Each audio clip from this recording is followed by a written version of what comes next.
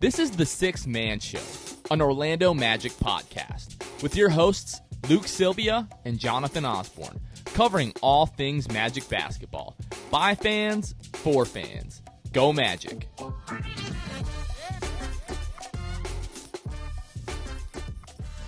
What's going on, Orlando Magic fans? You guys are back with the Sixth Man Show. Today is March 31st, 2022. Jonathan Osborne here. I'm not joined by my co-host Luke Sylvia or even producer Kevin. It's been probably close to 2 years, maybe a little bit longer than that, since I've had to do an episode by myself. But things happen, life happens, and here we are. So today we're really just going to cover the last couple of games versus Cleveland on Monday, and then the Wizards on Wednesday. So again, folks, it has been a really long time since I've done one of these by myself, flying by the seam of my pants, or the seat of my pants.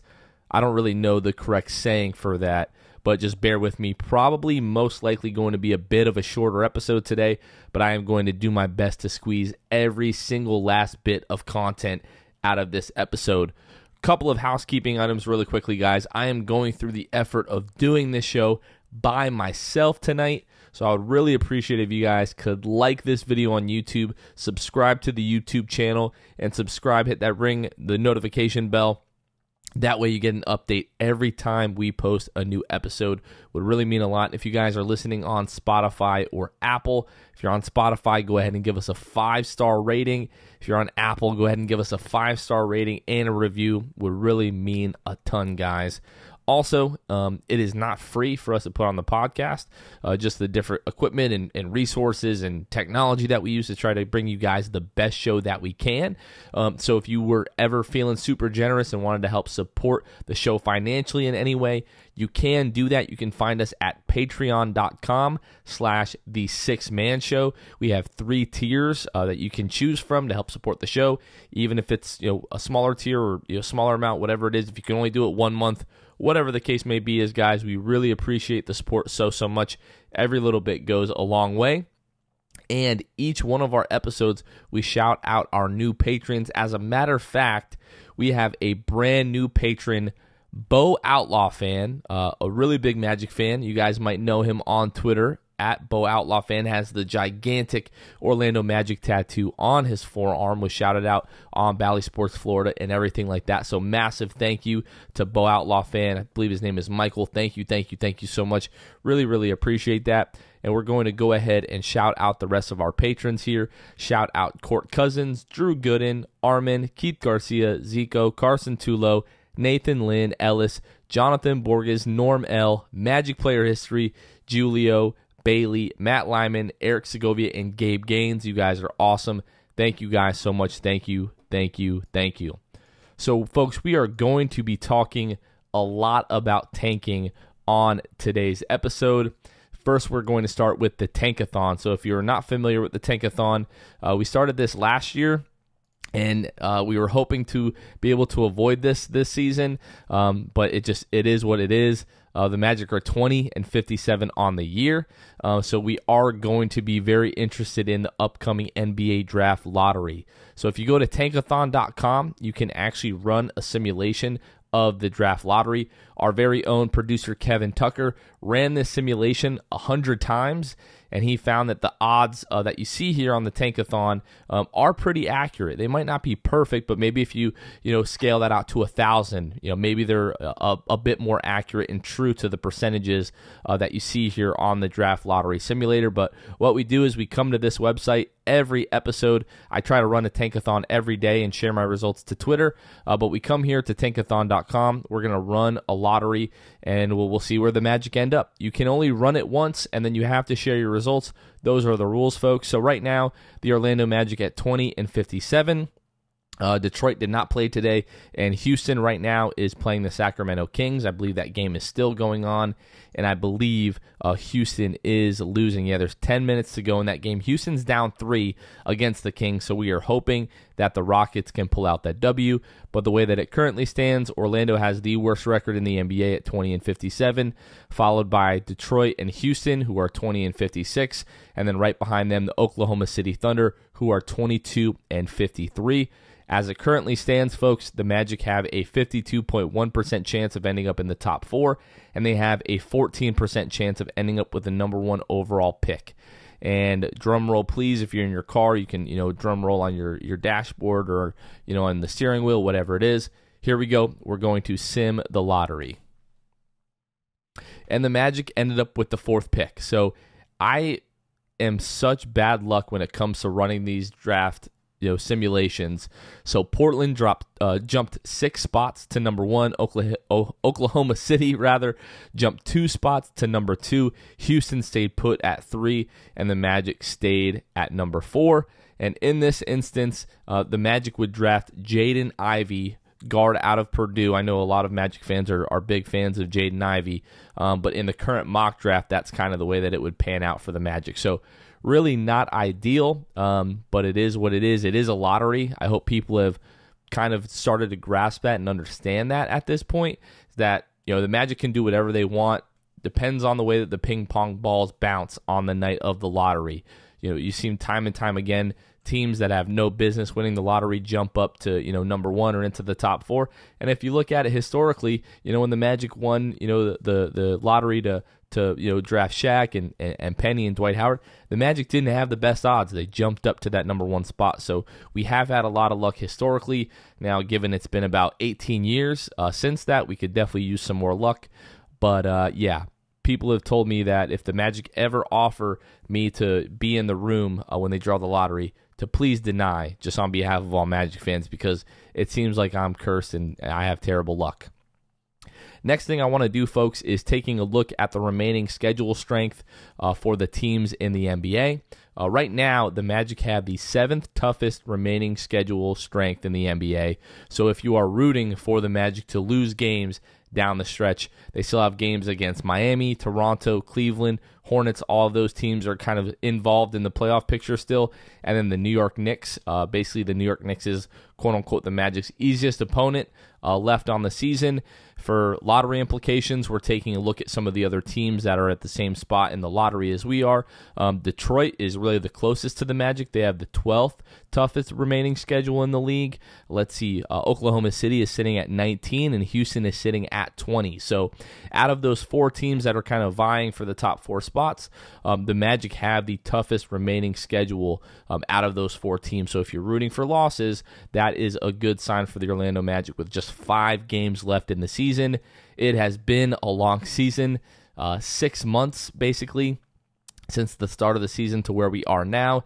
It's crazy to think that we have, a couple of games left this week, a few games left next week, and then the season is over.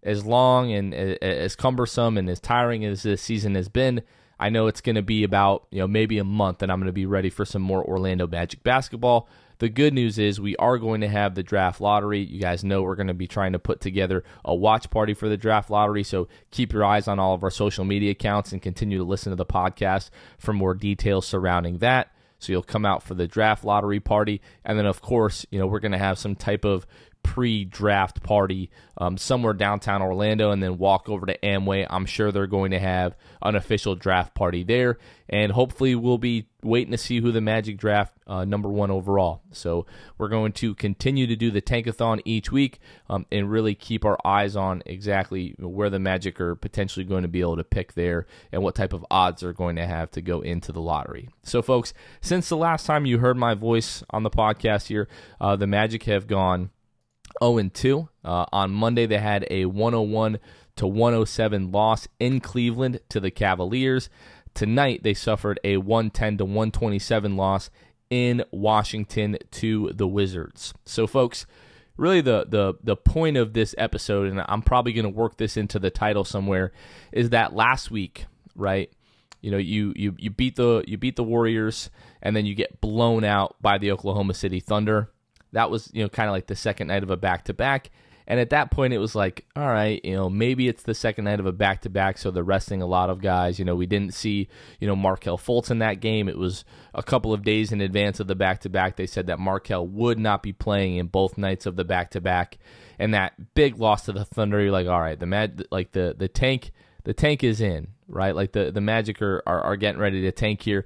And then on Saturday night, you're up, I believe it was 7 points with like a minute and 40 seconds left in the game, something crazy like that.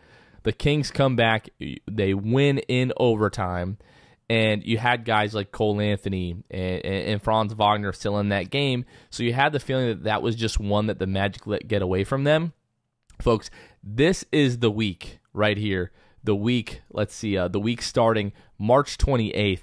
This is where we removed all doubt. This is where the Magic said, leave no doubt about whether the Magic are tanking or not. So on Monday night, folks, the Magic were actually up by as much, were down by as much as 20 in the first half of this game. They come all the way back. They take the lead in the third quarter. They go down. They take the lead again in the fourth quarter. And the game, honestly, kind of late into the fourth quarter was pretty close until the last couple of minutes where, Darius Garland decides to go a little bit crazy, hit a couple of threes, really just create enough separation for the Cavs. And the Magic just weren't able to overcome that, again, losing 101-107. In this game, if we take a look at the box score and we take a look at the minutes played, like looking right here at Mo Bamba, who played 22 minutes, 34 seconds in this game. Cole Anthony, 24 minutes. But then you've got Admiral Schofield, 20 minutes. Jeff Doughton, 17 minutes. Mo Wagner, 21 minutes. Ignas Brazdeikis, 22 minutes. I believe we had about maybe a few minutes of starters at the beginning of the fourth quarter, but overwhelmingly, for the better part of that fourth quarter, it was the bench unit. And to their credit, they actually played pretty well. Again, Darius Garland gets it going towards the end of the fourth quarter, separates the Cavs a little bit from the Magic. The Cleveland Cavaliers, folks, they are still fighting for playoff position. So as of today, Wednesday night, as we're recording this, they are 42-34. They're 2 games behind the 6-seed Toronto Raptors. The Cleveland Cavaliers, they do not want to end up in the play-in tournament. I mean, who does, right? So the Cavs are still trying to win these games. Darius Garland plays 40 minutes in this game. Kevin Love plays 32 minutes in this game. Old man Kevin Love, gray hair, the Silver Fox, whatever you want to call him. We kind of saw a little bit of vintage Kevin Love at points in this game. Didn't go crazy. Shot 46% from the floor, did Kevin Love, but knocked down a couple of tough shots to keep the Cavs in this game kind of throughout the night. But Darius Garland, the kid is just his improvement this year has been incredible. Finishes the night with 25 points, 12 rebounds in the 40 minutes. Again, was a big part of why the Cavs were able to separate themselves at the end of this game. For the Magic, tried and true every single night. The best performer on the night for the Magic was Wendell Carter. Finishes with 15 points, 12 rebounds. Credit to the Magic, especially in that first half. Again, down 20, came all the way back, took the lead multiple times in that second half and into the fourth quarter, but just were not able to make the plays down the stretch to come away with a W. But again, just looking at the lineup, I mean, for the better part of the fourth quarter, I believe it was Chuma Okeke, Admiral Schofield, Jeff Doughton, Moritz Wagner, and Ignas Brazdeikis. You don't need to ask anyone, you don't have to wonder anymore about whether or not the Magic are trying to lose games to try to secure their lottery position. That is exactly what they're doing. Is it a good look? I don't think so. I'm hoping that us being competitive for the other 90% of this season is going to be enough for the basketball gods and the lottery odds to come through for us on the draft lottery night so that we can end up 1, 2, or 3. For me, that's really where the draft starts and ends. Could kind of talk me into 4. I've been watching some clips of Jaden Ivey. I really like his game. I do see some John Morant, John Wall, Derrick Rose, a little bit of that in his game. He's just a really explosive athlete. Showed in the tournament he's capable of taking and making big shots in big moments. But for me, it's Jabari Smith Jr., it's Paolo Banchero, it's Chet Holmgren. Some mixture of those guys in the top 3. a small step down to Jaden Ivey, and then a kind of larger step down as you get to some of the other prospects. So it is not a mystery, folks, now that the Magic, the tank is in. If you guys have ever seen Remember the Titans, I believe it's when they're playing like the district championship or the regional championship or something like that, and the refs are basically trying to rig the game to get Coach Boone, played by Denzel Washington, fired. And Coach, I think his name is Coach Yost, sees what's going on here, knows that his case to make the high school football Hall of Fame or whatever it is. I think they're in Virginia if I'm not mistaken. But he goes up to the ref and he's like, "Hey, I know what's going on. Call this game the right way, or I'm going to the papers." After that, goes back to his team and says, "Don't ever let them forget the night that they played the Titans, or make them forever remember the night they played the Titans." That's probably more fitting, the name of the movie. And at the end of that, he says, "Leave no doubt." Basically leave no doubt that you guys are the better team, and the Magic right now are leaving no doubt that they are trying to tank the rest of this season away. So yeah, it was a entertaining game. Seeing again the Magic come all the way back from that deficit, but lost this game on purpose. Let's kind of just call it what it is. And then tonight, folks, the Magic were in Washington to take on the Washington Wizards. Pretty cool moment during this game where the Bally Sports, Florida crew put the camera on Josh Robbins, and David Steele got to say a little something about him. And Josh, found out that he was, on TV basically, and kind of, had a nice moment with the camera there. Josh, I know you're probably not listening to this, but if you are, we miss you and we wish you all the best in Washington. So that was pretty cool to see. Bradley Beal for the Washington Wizards has been ruled out for the rest of the season, I believe with a wrist injury, if I'm not mistaken. But Washington Wizards still have an all-star in Kristaps Porzingis, who did what he needed to do against the Magic tonight. 35 points, 8 rebounds, 61% from the floor, 50% from the three-point line. He was great. Kentavious Caldwell-Pope played really well for the Wizards as well. The Magic actually had a double-digit lead in the first half of this game.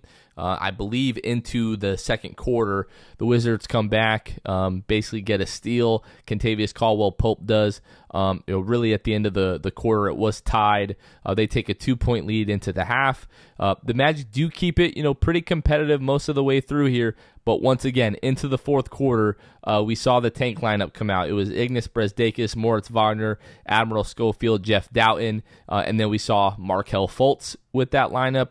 I made a joke on Twitter that right now it seems like the front office is telling the team, you guys are only able to win the minutes that Markelle Fultz is on the floor, because it seems like the Magic will get down, and then as soon as Markelle Fultz checks into the game, the Magic kind of take over. The team just transforms. Guys are starting to fly around on offense and defense, really moving the ball really well. All of a sudden, they start knocking down shots. And, the Magic start to win the minutes when Markelle Fultz is playing. And we actually saw that in this game as well. But later into the game, the Magic did try some experimental lineups, with some Chuma Okeke and Franz Wagner as the bigs on the floor with Markelle Fultz just for about a minute or so there, so that we got to see that. And Markelle Fultz, again, returning to his home area of the DMV in Washington, D.C., finishes the night with 19 points, 3 rebounds, 7 assists to just 1 turnover, shot 50% from the floor. Markelle Fultz really looked like vintage Markelle Fultz in this game. But Franz Wagner is the big story for the Magic in this one, folks. 28 points, 55% from the floor, 3 for 3 from the line, and 3 of 3 from the three-point line. So Markelle Fultz, Franz Wagner, really for the most part carrying the offensive load for the Magic in this one. It was not pretty, especially late into this game as the Washington Wizards kind of started to separate themselves. And again, with the lineups that the Magic are putting out right now, it's very, very obvious that they're trying to lose. Orlando Muse, or at ORL Muse on Twitter, Stat Muse, they put out a lot of stats about the Orlando Magic. I don't believe they're affiliated with Stat Muse specifically, but tonight they put out this tweet: 55% from the field in a minimum of 20 field goal attempts, shooting 100% from 3 and 100% from the free throw line. In a single game, only 4 rookies have ever done that, and Franz Wagner is one of those players. So Franz Wagner continues to have an incredible rookie season. I really, really hope the Magic are able to make some kind of, marketing push for Franz Wagner to get some more recognition in terms of, Rookie of the Year votes. It doesn't seem like that is going to happen. I know, recently he's been struggling a little bit more offensively, and, kind of the pecking order on offense has changed since, Markelle Fultz has been back in the lineup. I know Jalen Suggs is out of the lineup now, but when he was in the lineup, it seemed like Cole and Jalen and Markelle Fultz were getting a lot of those field goal attempts that we saw Franz getting, specifically in the month of December when he won, Rookie of the Month in the Eastern Conference. So, Franz Wagner, I think at worst should finish third in Rookie of the Year voting. If you tell me he's the Rookie of the Year, obviously I'm a little bit biased. I'm not going to argue with you, but I think Rookie of the Year probably should go to Evan Mobley. I think he's just been the best, most impactful rookie on both ends of the floor. But, to me, Franz Wagner shouldn't be any further, than second or third. He's played a lot more games than Cade Cunningham. He's going to end up playing, more games than, any other rookie in the league, and has been so consistent all year. Yes, the Magic are sitting right now with 20 wins. The Magic would be lucky to have half of that without Franz Wagner. All year, he's been an anchor on offense, been a very solid defensive player, has stepped up in every role that the Magic have asked him to perform, whether it's running the point forward position, literally the point guard bringing the ball up, playmaking for others. If they've asked him to be a complementary offensive player, he's done that very well, started to shoot better from three as of late.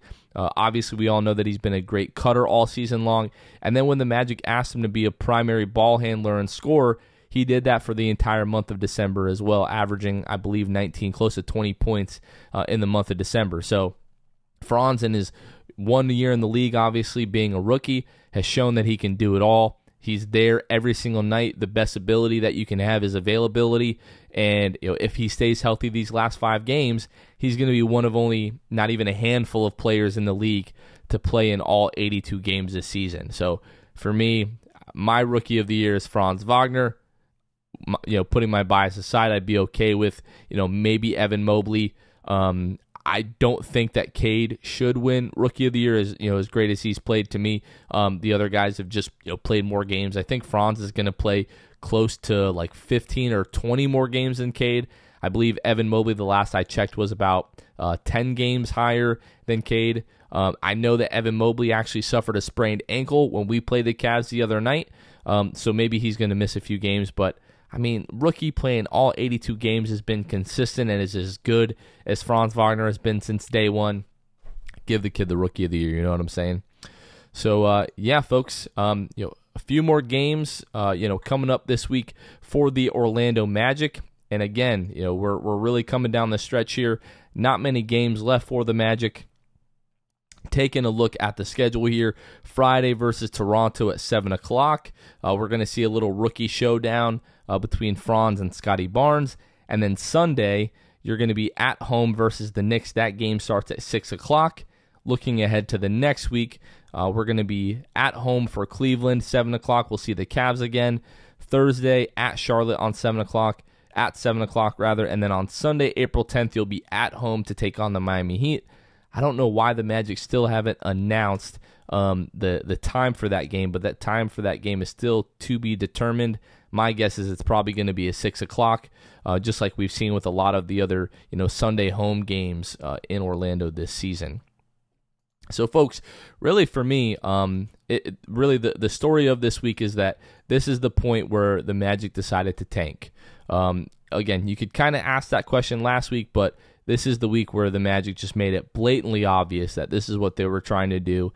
And really, folks, the argument comes down to, and the argument that I hear most from Magic fans is it's not about necessarily winning the lottery. It's about limiting how far you can fall in the draft. And what they mean by that is right now the Magic have a 14% chance of ending up with the number 1 overall pick, right? They have technically the top odds, the worst record at the top of the lottery, basically, has the potential to fall less far than everyone else. So basically, even if you end up with odds to end up in the top 4, 4 teams can still jump over you statistically speaking. And if that's the case, the higher that you are, obviously, the lower that you can fall, or not as low as you can fall. Right now, if 4 teams jumped over the Magic because they're in the first spot, they could finish as low as 5th. The Magic actually have a 47.9% chance of that happening. It's essentially a coin flip that the Magic could end up in the top 4 or they couldn't. Right now, they could fall as low as 5. If you're kind of in the second spot, you could fall as low as 6th. If you're in the third spot, you could fall as low as 7th. If you're in the fourth spot, you can fall as low as 8th, even though at that point it's like a 2.2% chance that you would fall that low. So it is really low odds, but we saw this last season. The Magic finished with the 3rd best odds and fell to 5th. I believe it was Cleveland and Toronto that jumped up into the top 4 with Detroit and Houston finishing 1 and 2. So yeah, I think that is really the argument that most Magic fans are making at this point, that it's not necessarily about winning the lottery, but it's about limiting how far you can fall. For me, it just leaves a bad taste in your mouth when you see the team going out and purposely losing these games. When you see G League guys, third unit guys that probably won't see much more play time, on an NBA floor in their career. When you see those guys getting kind of extended run, and that the goal of the franchise is to lose games, just kind of puts a bad taste in your mouth, especially for a guy like Franz Wagner, who has played in every single game, goes out there every single night, lays it all on the line, leaves it all out on the floor, and the team stays competitive, and then fourth quarter runs around and you're like, okay guys, go have a seat on the bench, and these other guys are going to take over. And as a team either starts to come back or extends the lead, we're just going to let these other guys kind of play it out. And then when you try to sell it to fans as we're trying to see what we have, or use some experimental lineups, with all due respect, we don't need to see what we have in Jeff Doughton or Admiral Schofield or Ignas Brazdeikis. We need to be putting these young guys, Franz Wagner, Chuma Okeke, Cole Anthony, Wendell Carter Jr., Jalen Suggs, kind of still out with the ankle injury. I'm sure we won't see him for the rest of the season. Wendell Carter right now, it seems like the Magic are playing him like every other game. He's dealing with a wrist sprain.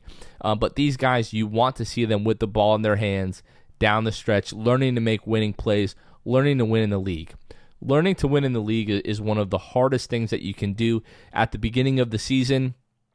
Start like the opening press conference. You saw Gary Harris talk about it. He talked about the fact that one of the biggest things that the Magic had to do this season was learn how to win in this league, and how when he was in Denver, that was one thing that they kind of struggled with for a couple of seasons, was learning how to win. And then once they did that, then it's, sky is the limit. They're making deep runs into the playoffs and everything like that. So the earlier that comes for the Magic, the better off they're going to be, in my opinion. So although I do understand, the tanking mentality, there are people that are trying to win the lottery. They want Chet Holmgren, they want Jabari Smith Jr., they want Paolo, but there are plenty of people on the other side of the argument that's saying no. The higher we end up in terms of lottery odds, it limits how low we can fall. So I do kind of understand that in a sense, but for me, we've just seen time and time again, teams jump up. Like, a few years ago, I think the Pelicans had like an 11% chance to end up with the number 1 overall pick, ended up at the top spot, and were able to draft Zion. Now you can argue about how that's worked out for them so far, but no one's going to, argue that Zion isn't like a semi-generational talent, something that we've never seen before. So, for me, the draft is a total crapshoot. It's impossible to predict, really. If you sit on here for any amount of time, you can run the Tankathon simulator 4 or 5 times in a row, and you'll see the Magic, at least a few times in a row end up with like the 5th or the 6th pick, depending on, teams' records at the time, and depending on what results the lottery wants to give you. So, we're going to ride these last 5 games out, folks, see where the Magic end up. I do think the Magic have a really good chance to finish in the top 3. Going back to look at the results of that Houston Rockets. The Houston Rockets are down 2 with 44 seconds left to go in that game. We'll kind of see how that ends up shaking out. Yeah, the OKC Thunder tonight got blown out by the Atlanta Hawks. So people aren't going to do us really any favors down the stretch. It's going to be up to the Magic. If the Magic want to throw away these games, which it seems like they are kind of well on their way to do that, then they're going to continue to do that. And I just keep saying I hope it's worth it. People are arguing with me, oh, it'll be worth it no matter what because at least we'll only fall to 6 or whatever the case may be. With all due respect to prospects in this draft, I personally did not sit through 6 months of this team tanking and being terrible and having to just kind of raise my eyebrows all season at some of the decisions that we are making late in games, and especially now the last couple of weeks. I didn't sit through this all season so that we can end up with the 5th or the 6th pick again. 4th, I could probably talk myself into living with that because I do think Jaden Ivey has a real chance to be a stud, but I want a top 3 pick. I want the 1st pick. I want to be able to have the guy that whoever Jeff and John think is the guy, I want to be able to pick that guy without having to worry about someone else taking our guy, whether that's Jabari, whether it's Paolo, whether it's Chet, even if it's Jaden Ivey. If they believe he's the guy at number 1, for me at least, the front office has kind of gained my trust in that regard, and I'm going to trust whoever the pick is. Might not be super excited in the moment, but I think we all talked ourselves into Franz Wagner pretty quickly once the regular season started. So, let's ride out these last few games, trust that Jeff and John know what they're doing, and for the most part this season, I think we did things the right way. We're doing some pretty shady, egregious crap right now, but it is what it is. It's just kind of the way the business is, and it's kind of what the lottery forces you to do, especially if you're a small market team. So, well, folks, just over about 30 minutes here or so. Did my best. Hope this episode was somewhat informative and entertaining.